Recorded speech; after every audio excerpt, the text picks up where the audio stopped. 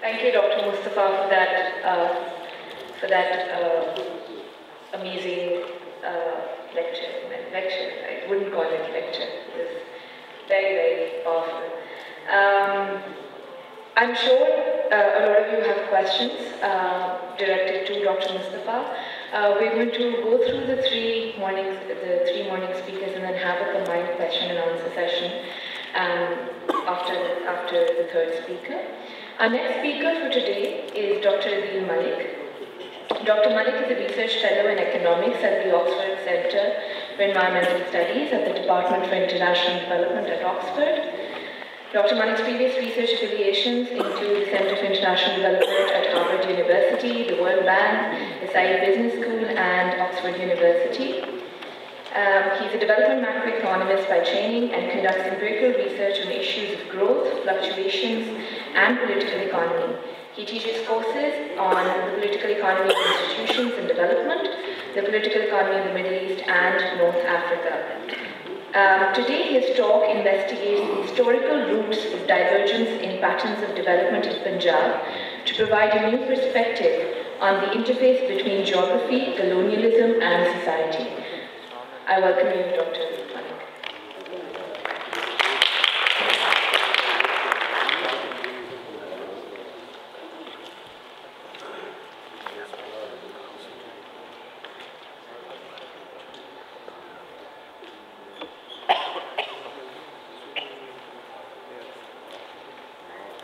Thank you very much. I'm very pleased to be part of this panel, this very august panel presenting for Dr. Imran Ali, James, and David Martin. I believe quite a lot of you will be aware of the context of what we're talking about today. Imran Ali's path-breaking work on canal colonization is the context for my talk. And I want to make three submissions today. The first is to really provide you a brief outline, kind of context for canal colonization. Secondly, I'm going to provide you some snippets from the research that I've been doing on this subject. And it's largely to do with the way in which we could look at historical district gazetteers and archives to look at the geographic factors that drove the process of canal colonization. And thirdly, to really think about the ways in which those geographic attributes that are mentioned in various historical archives can provide us those sources of variation which can inform the contemporary political economy of Punjab.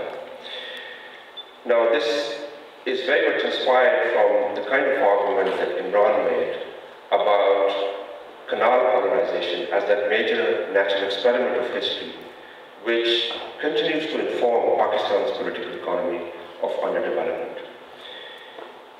Now, let me begin by offering you a very quick, brief background of canal colonization.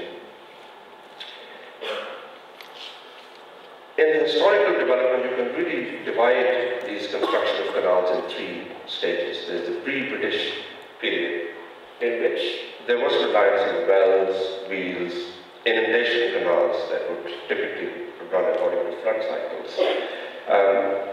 There were a few examples of earlier canals in the pre-British period. The Western Jumna Canal, Usli Canal, a couple of other canals that were built by in modern times. If you look at the British period, again, there are two major periods. In the first period, in 1849 to 1880, there was more like rehabilitation work for canals, extending existing schemes, and quite a lot of it was politically driven, as Imran says, as a means of providing work to the disbanded and immobilized sick soldiers. But the real bulk of canal activity really came after 1880. And this is the time when the British built an elaborate and dense network of large perennial canals, and these are canals from where water can flow throughout the year. A key aspect of this process was that not only new canals were built, but actually people were transported from high population density districts to low population density districts. And that again carries huge implications for political economy. And of course there is variation in the way in which different schemes were implemented, the regions, the different kind of tracts they were part of, and the kinds of land grantees which benefited from this process. This of course led to huge increase in levels of irrigation. From late 19th century to the late 20th century, there was a massive increase in the levels of irrigation. And what you also find is that this entire process was very well thought out in terms of British engineers. While a lot of historians have looked at this process of canal colonization through a variety of angles, one angle that hasn't been fully explored is how British irrigation engineers, officials were thinking about this process of canal colonization. What kind of geographic factors were considered important by them to make Punjab as the center of this project? And of course, for economists, this is very useful because geography provides us some crucial sources of variation that might be used as exogenous drivers to think about aspects of political economy. So what I'm now going to do is provide you brief goals. I'm happy to provide these slides to some of the participants here, but I'm going to focus on the big points that these irrigation official reports, these personal correspondences of various engineers who were visiting from UK to this part of the world and thinking about the feasibility of canal colonization. Three key factors were highlighted by a lot of these engineers. One obviously was the important issue of location. That Punjab is probably the best ideal location just beneath the foothills of the Himalayas, the Karakoram and Suleiman ranges. It's great geography, then you have large plains, vast tracts where you could extend irrigation. And of course the political geography was also important because this was, as a frontier province, the British wanted to patronize this. A key aspect which I think is crucial for thinking about political economy factors, particularly land inequality, is rainfall. And I think this factor will come up again and again in some of my discussion today, is the way in which there are varying patterns of rainfall within Punjab and how they exacerbated and mediated the impact of canal colonization on contemporary development outcomes. The third key geographic factor is topography. Obviously, all those regions where the gradient as well as the elevation was more suited to canal colonization was the region that benefited more from the construction of canals. So there were pretty explicit factors that shaped the technical feasibility of this project. Now, of course, when you think about Punjab's geographic suitability for irrigation, there are lots of reports, historical reports, that talk about the way in which Punjab is really suitable for this kind of vast irrigation infrastructure, and no doubt that it became the region which contains the world's largest irrigation infrastructure. So it talks about the gradients, it talks about the way in which the region is bounded by the hills and vast plains. But also, that a lot of these reports differentiate Punjab from other regions of India and talks about the way in which Punjab is a lot more suitable than many other regions in terms of suitability for irrigation. Interestingly, many of the irrigation officials actually divided Punjab into 3 different tracts, and I'm soon going to present you a table with that. And in that division, there's the north and central Punjab, which the irrigation officials thought had a lot of sub-montane regions, which had some rainfall, adequate rainfall. There's limited irrigation, but still, you don't need a whole lot of water for that. Then you have the south and southwestern Punjab, and this they described as the lowest rainfall region. And that's where you have the largest proportion of uncultivated land, and therefore that is indeed where the benefits of canal colonization could be the highest. Now, of course, the southwestern parts of Punjab are more intensely penetrated by the canal infrastructure. Most of the extensions that took place on this infrastructure, again, were in South Punjab. And there were, of course, there was less population density, therefore the possibilities for social engineering were also higher.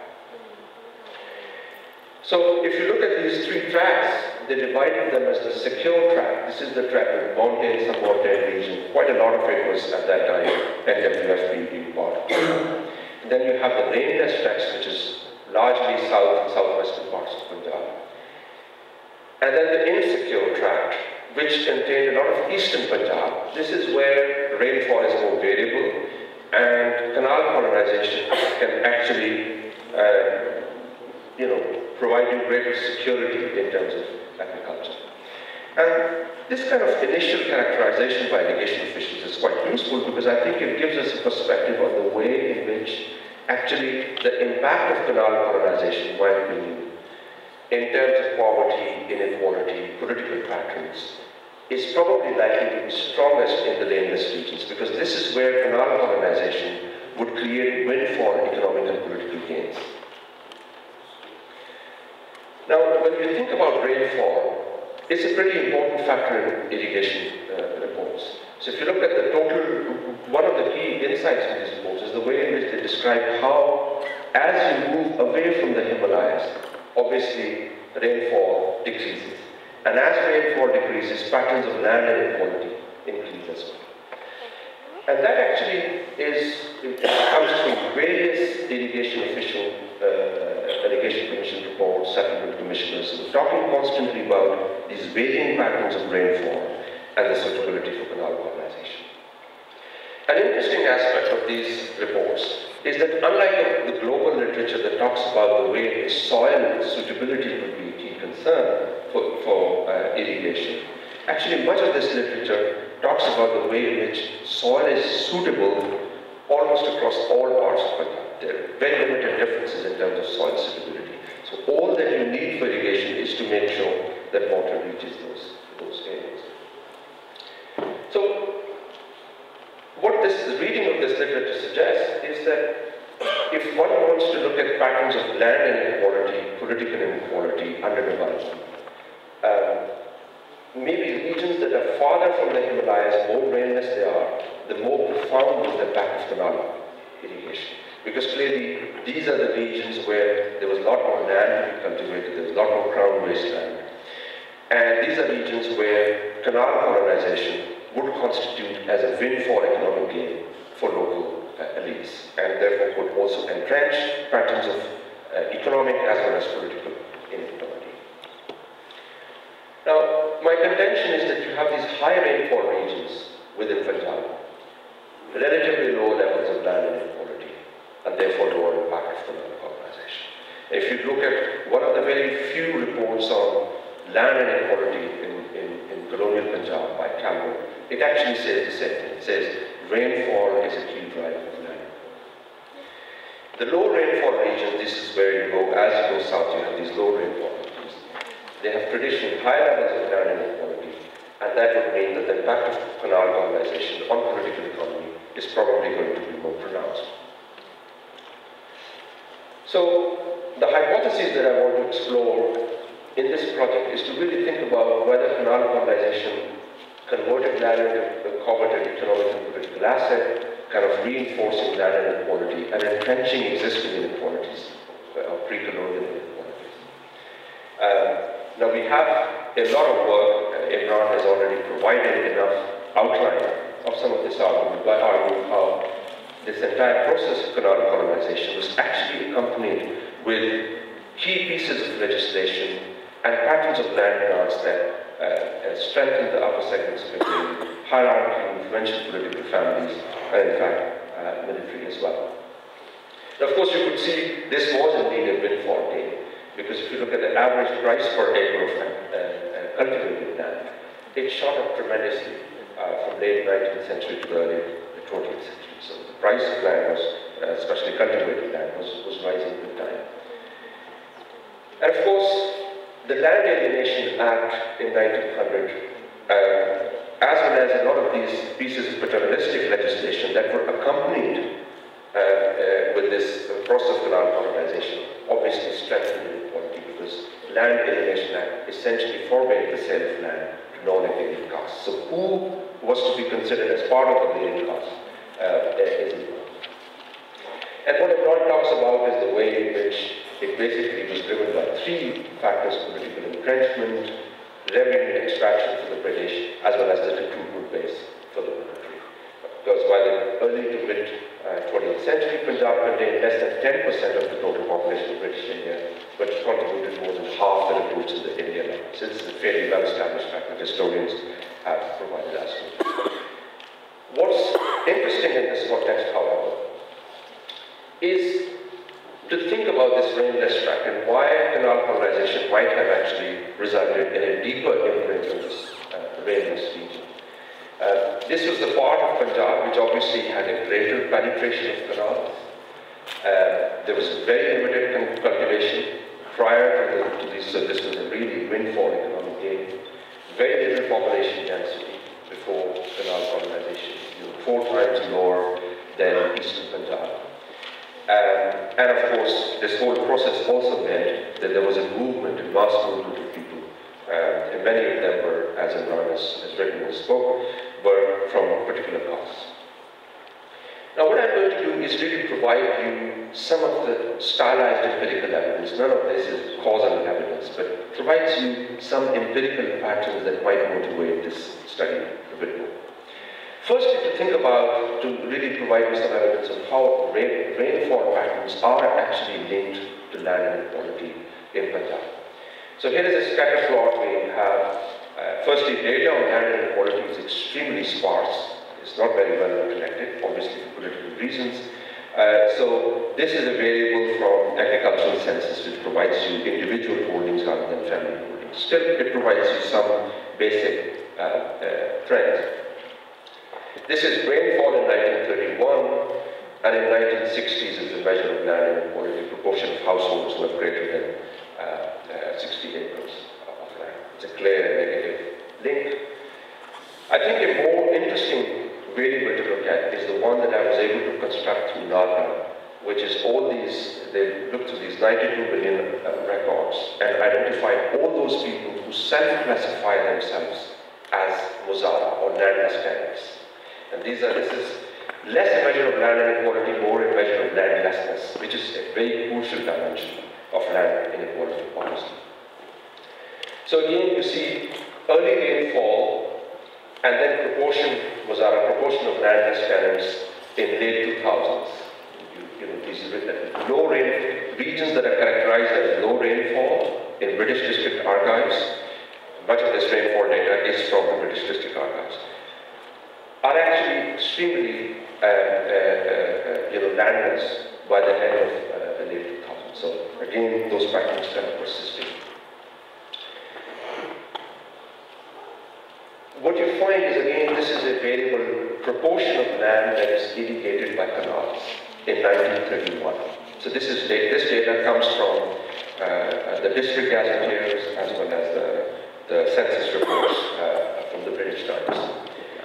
Now, if you were to regress the proportion of Mazaras, so the kind of proportion of landless people in late 2000s on the proportion of regions irrigated by canals in 1931, again you find that there is a hint of an evidence there, because actually the higher was the region cultivated way back in time.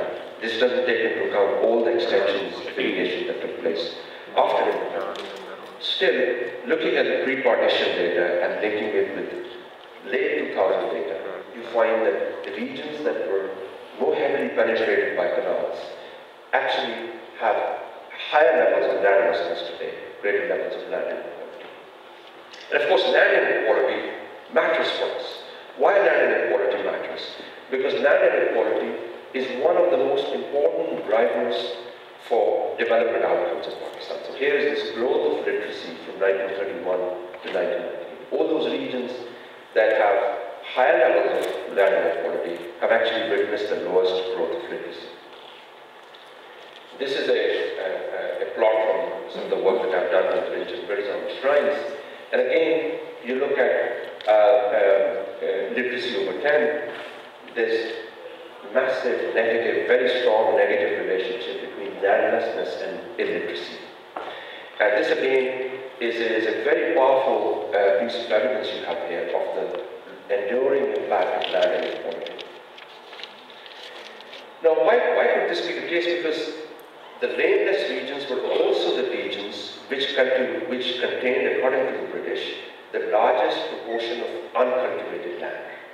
So in other words, not only social engineering, what Imran described as social engineering in his book, did not stop in 1947. Actually, post-1947, a lot of the canal activity, a lot of the extensions were built in South Punjab, and land continued to be passed out to many of these fields. So not only was the rainless tract more heavily penetrated by the canal irrigation infrastructure, it contained a greater proportion of uncultivated land. And again, the data on uncultivated land is from 1931. Again, regions that were historically uncultivated contain a greater share of land presence today. So again, you see this kind of entrenchment. Land matters also for political patterns. Because if you look at, so here is some data from Punjab Assembly, and I'm looking at, for instance, the proportion of MPAs who describe their profession as agriculture, and all of these are basically landed agricultural families. And then I'm plotting it against whether or not they have a presence in at least 2 assemblies. So in other words, do they persist? Do they build dynasties? If you are in a landed family, are you able to build dynastic politics? And again, land continues to be a very important political aspect. In fact, if you look at the proportion of MPAs,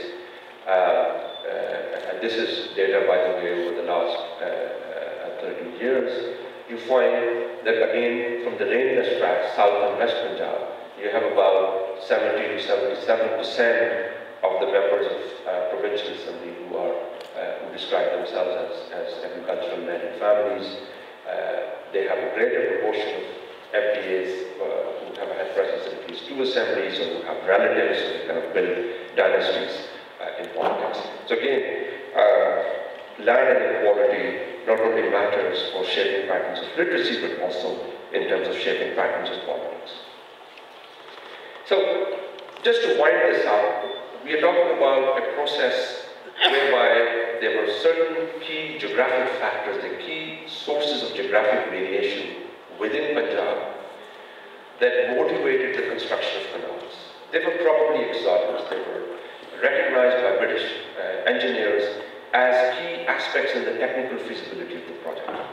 But those initial geographic differences interacted with this major irrigation infrastructure and the associated set of land policies to produce patterns of land inequality, entrenching them, perhaps also creating and recreating further patterns of land inequality, which continues to be a key aspect of the political economy of Pakistan.